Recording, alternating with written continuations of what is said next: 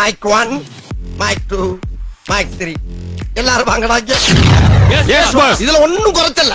2024 second ஹாஃப்ல ரொம்பவே expect பண்ணி வெயிட் பண்ணிட்டு இருந்த படம் தான் ராயன். இந்த படத்தோட ட்ரெய்லரும் ரொம்பவே நல்லா இருந்துச்சு. அதனால நம்ம தமிழ் சினிமாவோட நியூட்ரல் ஃபேன்ஸுக்கு ரொம்பவே எக்ஸ்பெக்டேஷன்ஸ் இருந்துச்சு. ஏன்னா ரொம்ப நாளா நம்ம பசங்க தீனியே கிடைக்காம இருந்தானுங்க, ஒரு நல்ல படம் பார்க்க முடியல, ஒரு மாசான படம் பார்க்க முடியல அப்படின்ட்டு. ஸோ அவங்களெல்லாம் இந்த படம் சாட்டிஸ்ஃபை பண்ணுச்சா இல்லையான்னு இந்த ரிவ்யூல பார்க்க போறோம்.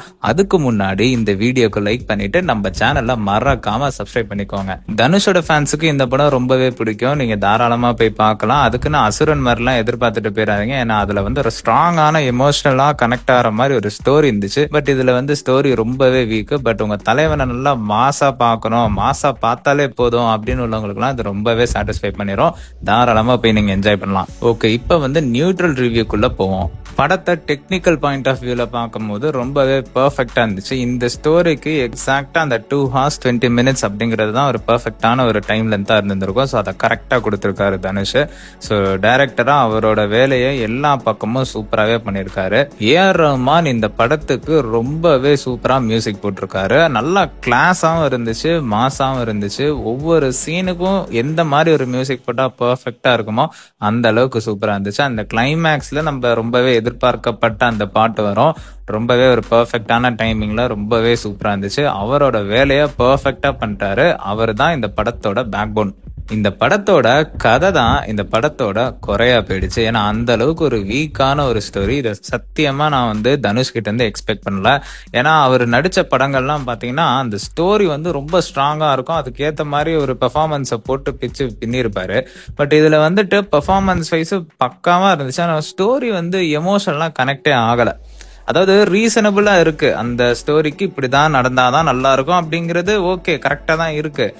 பட் ஆடியன்ஸ் வந்து கனெக்ட் பண்ணிக்கணும் அப்படின்னா இன்னும் கொஞ்சம் எமோஷனலா அவங்கள வந்து கனெக்ட் பண்ண வைக்கணும், கொஞ்சம் இன்டென்ஸா இருக்கணும். அதெல்லாம் இல்லை. ஒரு ஃபைட் சீனு இன்ட்ரோ பிளாக்கு பயங்கரமா இருக்கு, நல்ல மியூசிக், நல்ல சினிமாட்டோகிராஃபி, நல்ல ஸ்டண்ட் கோரியோகிராஃபி.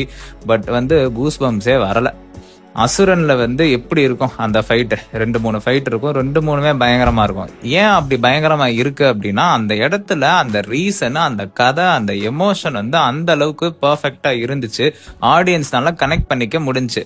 பட் இதுல வந்துட்டு ஒரு அந்த ரீசன் வந்து எமோஷனலாவே கனெக்ட் ஆகல எங்களுக்கு.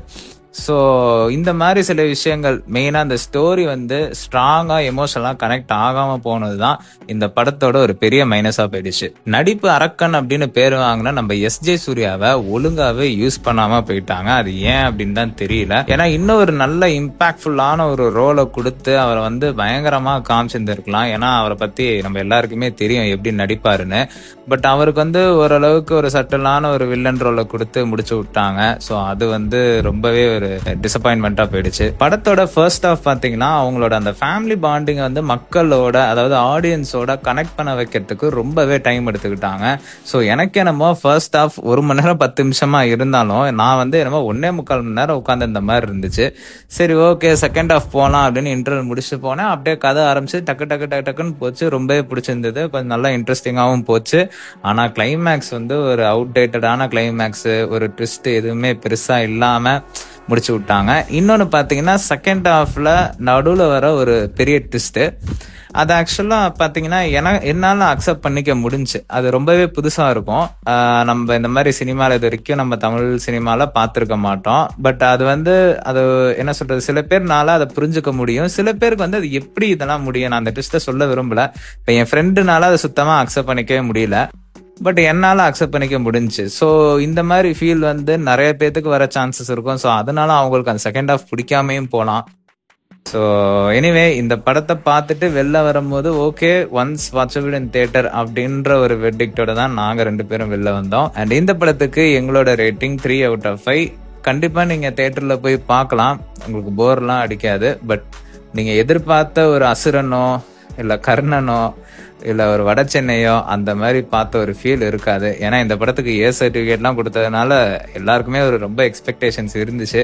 பட் வந்து நாங்க வந்து கம்ப்ளீட்டா டிசப்பாயிண்ட் ஆயிட்டோம். இந்த வீடியோ பிடிச்சிருந்தா லைக் பண்ணிட்டு மறக்காம உங்க ஃப்ரெண்ட்ஸ் அண்ட் ஃபேமிலிக்கு ஷேர் பண்ணிடுங்க. மறக்காம நம்ம சேனல்ல சப்ஸ்கிரைப் பண்ணிடுங்க. அப்பதான் இந்த மாதிரியான movie reviews and daily cinema updates உங்களால பார்க்க முடியும்.